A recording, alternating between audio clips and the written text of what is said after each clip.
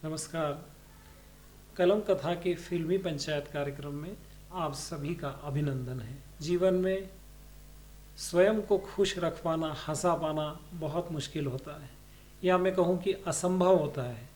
लेकिन एक कलाकार, एक प्रख्यात कलाकार, एक ऐसा प्रतिभावान कलाकार जिसने लगभग 65 बरस भारतीय सिनेमा में सेवा करी और पूरे देश विदेश सभी को खुश रखने और हंसाने का बहुत ही महत्वपूर्ण काम किया। जी हाँ, आप बिल्कुल ठीक समझ रहे हैं।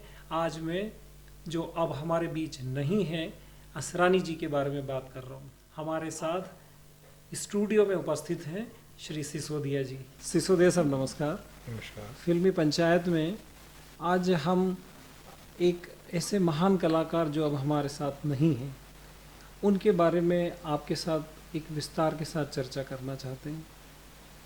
कलाकार, एक ऐसा कलाकार हमने खोया है जो अभिनेता, हास्य अभिनेता और निर्देशक, मैं फिल्मी दुनिया के किस मंच पर उनको नहीं देखता था।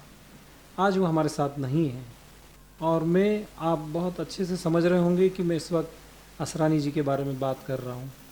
मैं चाहूँगा कि आप पहले असरानी जी के जीवन का जो जयपुर से जो शुरू होता है वहाँ से कुछ बात शुरू करें, फिर हम उनके फिल्मी जीवन के ऊपर आगे कुछ ऐसी बातें आपसे जानना चाहेंगे जो हमारे दर्शक बहुत कम जानते हैं। तो आप पहले जयपुर से कुछ शुरू करें।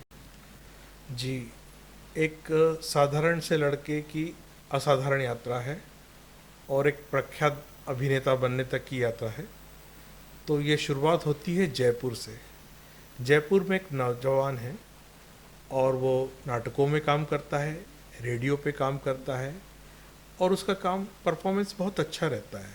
उसे जो वाहवाही और प्रशंसा मिलती है उससे उसका हौसला बढ़ता है और उस बढ़े हुए हौसले के साथ वो सोचता है, लोग भी बोलते हैं कि तुम्हें तो फिल्मों में होना चाहिए। तो वो मुंबई जाने की तैयारी करता है और उसके हाथ में नौशाद साहब के नाम से एक सिफारिशी चिट्ठी होती है और वो सिफारिशी चिट्ठी लेकर बम्बई में आ जाता है और इस माया नगरी की चकाचौंध में कहीं खो जाता है। बहुत स्ट्रगल करता है, धक्के लगते हैं, निराश होता है, हताश होता है और वापस जयपुर लौट जाता है। अभी जब आप बता रहे हैं कि वो वापस लौट जाते हैं, अब वापस फिर उनका सफ़र फिल्मों में कैसे शुरू होता है, आप एक बार वहाँ से फिर बताएं। वो जब मुंबई गए थे तब उन्होंने मैट्रिक तक की पढ़ाई करी थी, फिर आकर अपना ग्रेजुएशन करते हैं राजस्थान से और उसके बाद वो एक विज्ञापन देखते हैं जो पुणे फिल्म संस्थान का है, जहाँ पर एक्टिंग की सिखाई जाएगी, ऐसा विज्ञापन रहता है और उसके लिए वो आवेदन करते हैं और सिलेक्ट भी हो जाते हैं। वो पुणे फिल्म संस्थान की एक्टिंग की फर्स्ट बैच के स्टूडेंट हैं। अच्छा, तो उस बेच के बारे में आप कुछ थोड़ा और बताएंगे कि उनके साथ और कौन से ऐसे कलाकार थे जो उनके साथ साथ या उनके बाद फिल्मों में अपना कुछ अच्छा नाम कर सके।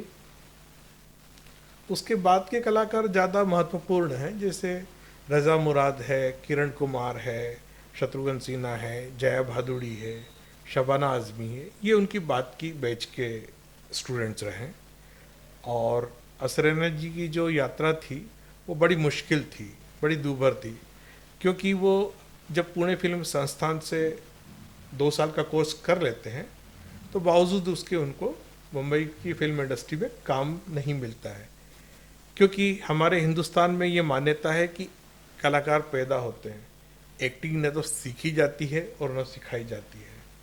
तो ये एक बहुत बड़ा, मैं कहूँगा कि मेंटल ब्लॉक था, या हमारी समझ उस समय इतनी विकसित नहीं हुई थी भारतीय फिल्म जगत की और लोगों में ये धारणा थी कि कलाकार पैदाइशी होते हैं। आप कुछ पूना फिल्म संस्थान से रिलेटेड कोई उनका एक आध किस्सा यहाँ रखें तो। ज़रूर। पुणे फिल्म संस्थान में उनके जो 2 साल थे उन्होंने काफ़ी कुछ सीखा फिल्म विधा के बारे में और उसके बाद बॉम्बे जाते हैं।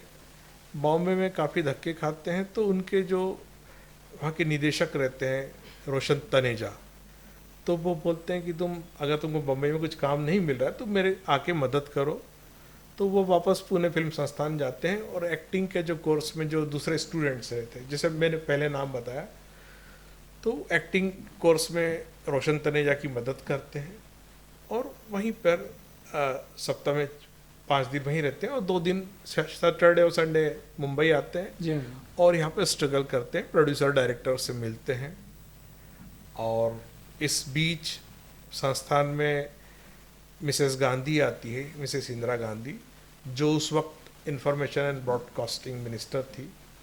तो जब उनके नोटिस में ये आता है कि हमारे इंस्टीट्यूट से जो लड़के काम सीखे हैं एक्टिंग, डायरेक्शन, फोटोग्राफी का, तो उनको बम्बई फिल्म जगत में काम नहीं मिल रहा है, तो मिसेस गांधी सारे प्रोड्यूसर्स की एक मीटिंग बॉम्बे में बुलाती है और उन्हें हिदायत देती है कि हम इतना खर्चा कर रहे हैं इस संस्थान में, हमने संस्थान फिल्म की विधा को आगे बढ़ाने के लिए, विकास के लिए बनाया है, तो इनके स्टूडेंट्स को काम देना चाहिए। तो उसके बाद प्रोड्यूसर का नज़रिया बदलता है और राह धीरे धीरे आसान होती। एकदम तो काम नहीं मिल गया, उसके बाद भी काफ़ी संघर्ष करते हैं और 70s के आसपास उन्हें गुड्डी फिल्म में ऋषिकेश मुखर्जी काम देते हैं। गुड्डी फिल्म के बारे में और उससे किस तरह का रोल उस फिल्म में उन्होंने किया, उसके बारे में कुछ आप बताएं। गुड्डी, जैसे आप नाम से जानते हैं कि लीडिंग रोल में तो जया थी और हीरोइन ओरिएंटेड फिल्म थी। जया भादुड़ी क्या इनके साथ पुणे फिल्म संस्थान में भी साथ में पढ़ी हुई है या नहीं, इनके बाद में रही? वो स्टूडेंट थी। अच्छा, असरानी साहब ने उनको पढ़ाया था। और ऋषिकेश मुखर्जी जब फिल्म संस्थान में जाते हैं तो वो जया के बारे में ही बोलते हैं कि जया भादुड़ी कौन है, उससे मिला दीजिए मुझे। तो जया को इन्होंने ही खबर दी थी कि आपको ऋषिदा बुला रहे हैं, लेकिन ऋषिदा के पीछे पड़े हुए थे 4-5 सालों से, तो ऋषिदा ने बोला था कि मैं तुम्हें भी काम दूंगा। उन्होंने अपना वादा गुड्डी फिल्म से निभा दिया, एक तरीके से ये भी कह सकते हैं। हाँ, निभाया, लेकिन रोल बहुत छोटा था लेकिन बहुत महत्वपूर्ण था। गुड्डी फिल्म में उनका जो रोल था उसके बारे में थोड़ा सा बताएं। गुड्डी फिल्म का जो रोल था वो उनके जीवन से ही जुड़ा हुआ था, क्योंकि जैसे छोटे शहरों में देखते हैं कि जो लड़के और लड़कियां रहती हैं वो हीरोइन बनने के लिए बॉम्बे के लिए भागते थे, ठीक उसी तरह का एक रोल था कि एक लड़का छोटे शहर से आता है, कुंदन नाम रहता है, हीरो बनने के लिए आता है, लेकिन हीरो तो नहीं बन पाता क्योंकि उसकी कोई ट्रेनिंग और कुछ उसके पास कोई विधा थी नहीं, उसे आर्ट और क्राफ्ट के बारे में कुछ जानकारी नहीं रहती है, तो एक्स्ट्रा बन के रह जाता है और दर दर की ठोकरें खाता है। और जो गुड्डी, जो फिल्म की नायिका रहती है जया, वो पहचान जाती कि ये हमारे शहर के कुंदन भैया हैं। अच्छा। और फिर उनको समझाइश दी जाती है कि आप वापस लौट जाएं।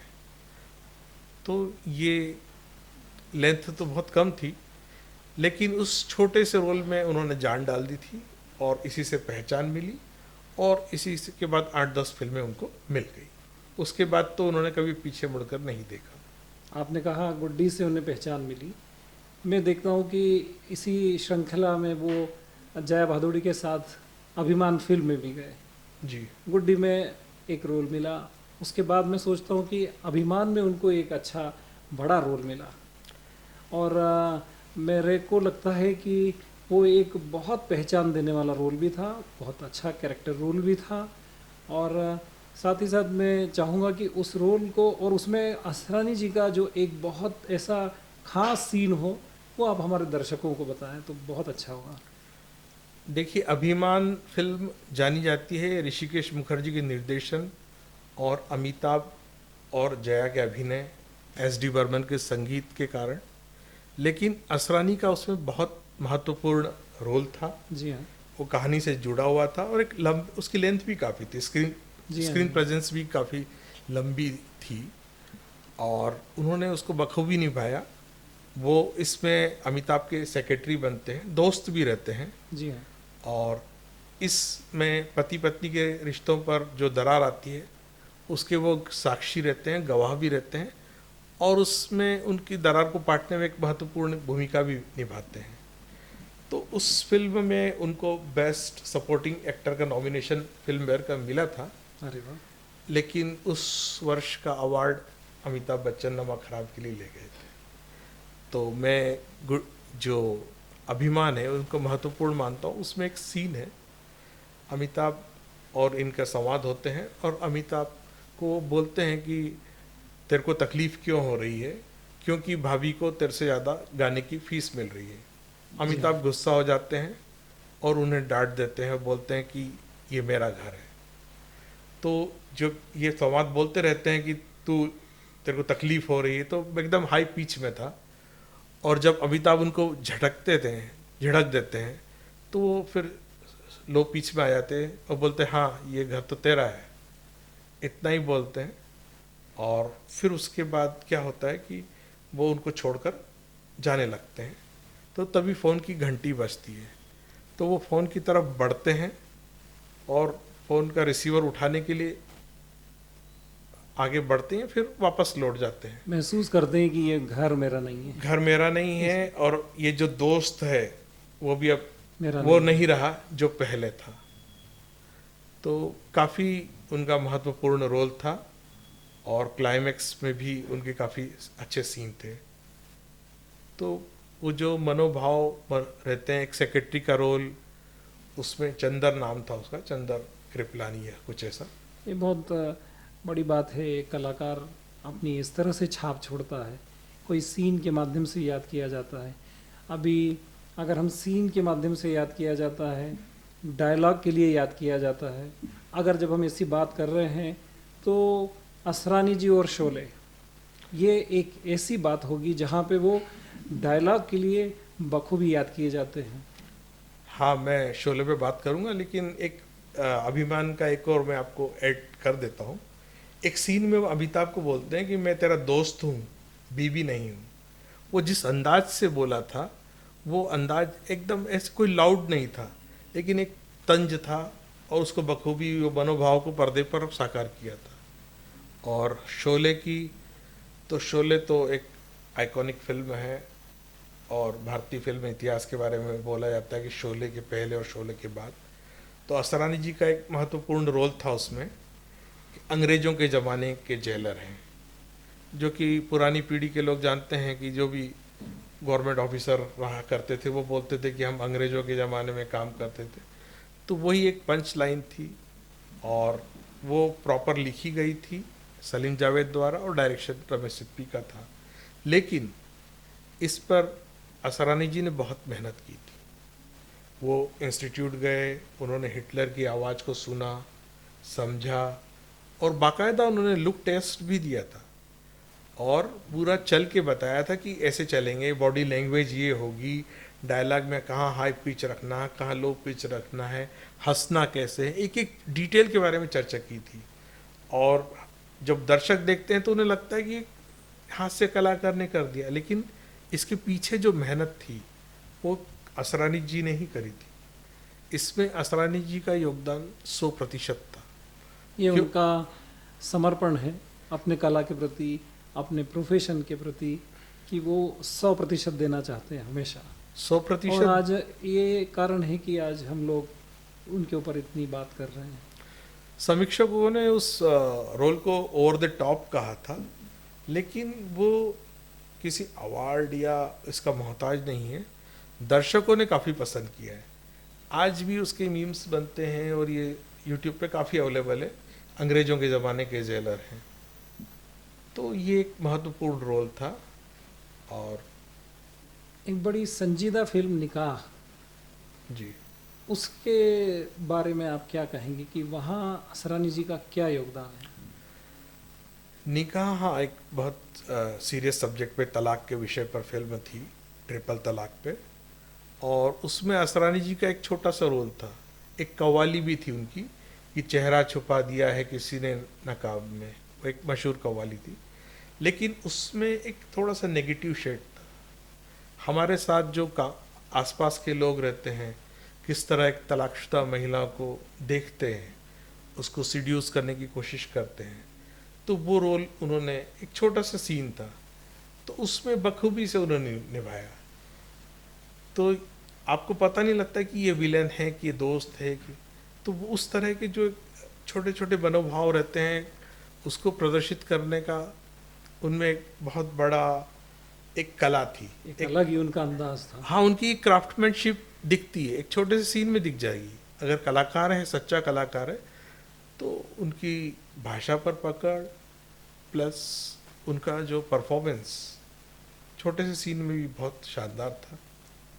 और असरानी जी सेटिस्फाई नहीं थे फिल्मों में, उनको जो रोल मिलते थे, लेकिन उसको बखूबी करते थे। उन्होंने एक फिल्म बनाई थी, खुद ही लिखी थी। मैं आपको उसी तरफ ले जाना चाह रहा था, चला मुरारी हीरो बनने। हाँ, ये मैं समझता हूँ कि एक संपूर्ण फिल्म है वो असरानी जी के लिए। आप क्या इस बारे में, आप क्या जो मैं सोच रहा हूँ उस तरह से आपका भी नज़रिया है क्या? हाँ, ये मतलब एक तरीके से किशोर कुमार को ट्रिब्यूट था। वो किशोर कुमार के बड़े फैन थे। अच्छा। वो बोलते थे कॉमेडी में किशोर कुमार से बड़ा कोई नहीं है। और जो चला मुरारी हीरो बनने एक सटायर था, और उन्होंने उसको लिखा था, डायरेक्ट किया था और एक्ट भी किया था। तो उसकी IMDb रेटिंग 7.2 थी। तो दर्शकों का और क्रिटिक्स का भी अच्छा रिस्पांस मिला था और हिट फिल्म थी। तो उसमें वो संपूर्ण तरीके से अपनी जो कला को प्रदर्शित कर पाए, और फिल्म काफ़ी अच्छी गई थी और अच्छा रिस्पांस डायरेक्ट था। भी किया डायरेक्ट उन्होंने। भी किया था। तो ऐसे एक संपूर्ण कलाकार थे। अब हमें उन्हें एक हास्य कलाकार तक सीमित कर देते हैं। क्रिटिक्स और फिल्म प्रोड्यूसर डायरेक्टर भी उनको केवल एक हास्य कलाकार के तौर पर ही प्रदर्शित करते थे, लेकिन वो एक संपूर्ण कलाकार थे। और उनकी कई छोटी मोटे रोल भी हैं नेगेटिव, बट वो इतने हाईलाइट नहीं हुए या नोटिस में नहीं आए हैं। ऋषिदा ने तो उनको एक नेगेटिव रोल चैताली फिल्म में भी दिया था। जी हाँ। तो ये है। ये हमने यहाँ बहुत कुछ खास फिल्में हैं उनकी बातें करी हैं, लेकिन मैं समझता हूँ कि असरानी जी का फिल्मी करियर बहुत लंबा रहा है, 350 से अधिक फिल्में करी हैं। और बहुत स्वाभाविक है कि आप इतने बड़े कलाकार हैं। तो मैं एक ये भी जानना चाहूँगा कि अवार्ड से संबंध में अगर मैं आपसे कुछ जानना चाहूँ तो उनके पास अवार्ड्स में क्या रहे? अवार्ड्स तो उनको 2 अवार्ड ही मिले फिल्म फेयर के। एक वो फिल्म थी उनकी आज की ताज़ा खबर, और दूसरी एक थी बालिका वधू। तो 2 अवार्ड ही मिले। बाकी अवार्ड से किसी कलाकार का मूल्यांकन नहीं हो सकता, क्योंकि जनता ने उनको जो एक प्यार सम्मान दिया, और सबसे बड़ी बात यह है कि वो एकमात्र ऐसे कलाकार हैं कि वो उनकी 2 फिल्में अभी भी फ्लोर पर है। तो उनको लगातार काम मिलता रहा, और एडॉप्टेबिलिटी उनकी शानदार थी। उन्होंने हर तरह के डायरेक्टरों के साथ काम किया और हर दौर में काम किया। वो जब आए थे तब महानायकों का दौर था, राजेश खन्ना और अमिताभ बच्चन, धर्मेंद्र, विनोद खन्ना, जी हाँ।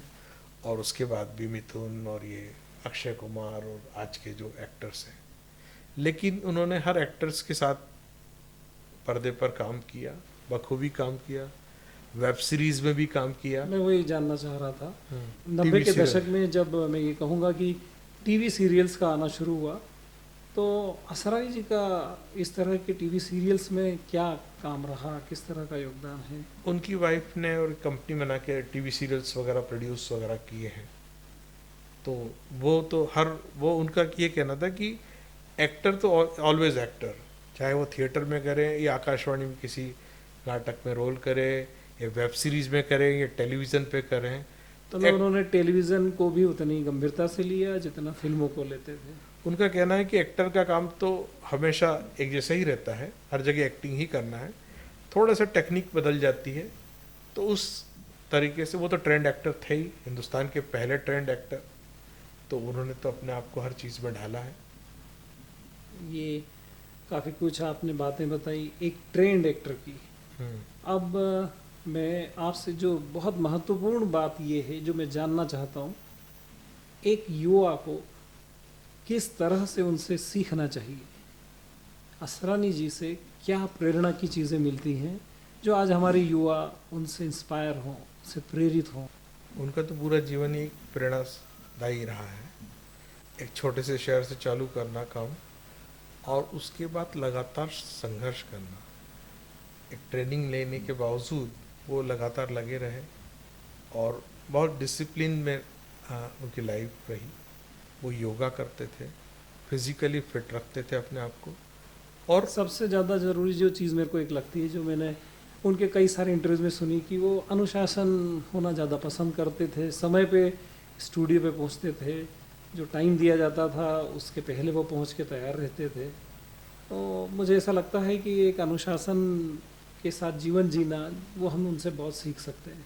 अनुशासन तो उनका इतने लंबे करियर का राज रहा ही है। जी हाँ। अगर एक अभिनेता इतने लंबे समय तक इंडस्ट्री में रहता है, यानी आप 60s से आप देख लीजिए, आज 2025 पे हम बैठे हुए हैं, तो इतना लंबा समय बिना किसी अनुशासन के तो कोई भी अभिनेता नहीं चल सकता। दूसरा, वो काम के प्रति बिल्कुल सजग थे और प्रतिबद्ध थे। जो रोल डायरेक्टर ने दिया है, जो स्क्रिप्ट में लिखा है, उसको निभाना है। इम्प्रोवाइज़ तो करते ही थे, इम्प्रोवाइज़ तो होता ही है। और साथ में एक महत्वपूर्ण बात ये थी कि वो हमेशा जो अपना शेड्यूल टाइम थे उसके पहले रिपोर्ट करते थे काम के लिए, और जब तक डायरेक्टर नहीं कहे तो सेट नहीं छोड़ते थे। तो ये, और व्यवहार कुशल थे और सभी के साथ सौम्य तरीके से रहते थे। सभी डायरेक्टरों ने रिपीट किया है, चाहे ऋषिकेश मुखर्जी हैं, गुलजार हैं, साउथ के ये डायरेक्टर्स इस तरह ने से तो हम ये समझ सकते हैं कि एक व्यवहार कुशल है, जी। एक अच्छा, जो हमारे युवाओं को प्रेरणा मिल सकती है कि वो अनुशासन का पालन करें, वो लोगों के साथ कमिटेड रहें। जैसा कि आप बता रहे हैं कि असरानी जी हमेशा कमिटेड रहते थे। तो ये एक बहुत ऐसी महत्वपूर्ण चीज़ें हैं जो एक प्रेरणा के लिए, युवाओं प्रेरणा के के लिए लिए, बहुत महत्वपूर्ण है। यस। और इसके अलावा भी आप कुछ अगर बोलना चाहें तो, नई चीज़ या कुछ ऐसी चीज़ हो तो आप बताएं। असरानी जी सार्वजनिक जीवन में जरूर थे, लेकिन उनका जीवन बहुत व्यक्तिगत था। वो सार्वजनिक जीवन में होते भी व्यक्तिगत जीवन जिया। कोई कंट्रोवर्सी उन्होंने कभी कोई जी हाँ। नहीं रही उनके साथ, किसी अभिनेता अभिनेत्री की, किसी न डायरेक्टर्स की। वो हमेशा अपने काम से काम रखते थे और अननेसेसरी पार्टी वगैरह इसमें कभी भी नहीं गए, किसी गॉसिप में नहीं पड़े। तो पूरी तरह से एक डिसिप्लिन में रहे, और यही उनका राज था। यही सीखने लायक है कि आप एक लंबे रेस का घोड़ा बनना चाहते हैं और लंबी अवधि तक, या अभिनेता की क्या इच्छा रहती है कि वो अपनी आखिरी सांस तक काम करता रहे, रंगमंच पे रहे, मेकअप के साथ रहे, और वही अभिलाषा उनकी पूरी हुई। और ईश्वर उनकी आत्मा को शांति दे। और वो तो हमेशा हमारे बीच पे रहेंगे। 350 से भी अधिक फिल्में की होगी उन्होंने, लेकिन उनके शुरुआती जो फिल्में हैं वो काफ़ी महत्वपूर्ण हैं और काफ़ी प्रेरणादायी हैं। तो हम सोचते हैं कि वो तो हमेशा हमारे बीच में अपने काम के जरिए रहेंगे। कलाकार कभी मरता नहीं। बिल्कुल सही कहा आपने, कलाकार कभी मरता नहीं। ये मेरे प्रिय कलाकार असरानी जी, मेरे ही नहीं आप सभी के भी प्रिय कलाकार असरानी जी, जो अब हमारे साथ नहीं हैं। लेकिन जैसा कि सिसोदिया साहब ने कहा कि कलाकार कभी मरता नहीं। उनकी फिल्में, उनके जो रोल थे, वो सदैव हमें प्रेरणा देते रहेंगे, हमें कुछ न कुछ सीखने का अवसर देते रहेंगे, कुछ सिखाते रहेंगे। सिसोदिया साहब, आप आए, आपने समय निकाला, इतने महत्वपूर्ण विषय पे आपने अपने विचार रखे। आपका बहुत बहुत धन्यवाद। नमस्कार। धन्यवाद।